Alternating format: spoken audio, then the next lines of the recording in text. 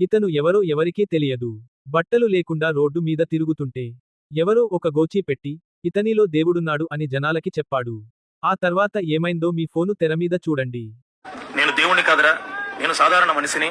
ఇంట్లో పరిస్థితులు బాగోక, మానసిక పరిస్థితులు బాగోలేక ఇంట్లో వాళ్ళు నన్ను పట్టించుకోక రోడ్డు మీదకి వస్తే నాకు ఒక గోచి పెట్టి, నాకు ఒక పేరు పెట్టి, నాకు పూజలు పునస్కారాలు మంత్రాలు తంత్రాల పేరుతో నా జీవితాన్ని నాశనం చేయద్దరా, మీకు దండం పెడతాను, నన్ను వదిలేయండిరా అన్న సరే వదలట్లేదు. ఆయన తీసుకుపోయి ఒక కుర్చీలో కూర్చోబెట్టి అక్కడ కూడా ఇసురుతూ కసురుతూ ఒరే మీకు దండం పెడతానురా, నన్ను వదిలేయండిరా, నేను మీలాంటి మనిషిని రా అన్న వదలట్లేదు. భజన్లు గజన్లు పాటలు ఆటలు ఏవేవో చేస్తుంటే ఉన్న పిచ్చి కాస్త ముదిరిపోయి ఏం చెయ్యాలో తెలియక మెంటలెక్కిపోతుంది మా గూచి బాబాకు. ఎందుకు దేవుణ్ణి చేస్తున్నారో, ఎందుకు పూజలు చేస్తున్నారో, ఎందుకు నాకు ఈ పరిస్థితి వచ్చిందో అర్థం కాక మెంటలెక్కిపోతుంది. ఉన్న మెంటలే చాలదు అన్నట్టు ఈ పిచ్చ భజన పరులు చేసే ఈ సేవలకు మా వాడి పరిస్థితి మరీ దయనీయంగా తయారైంది.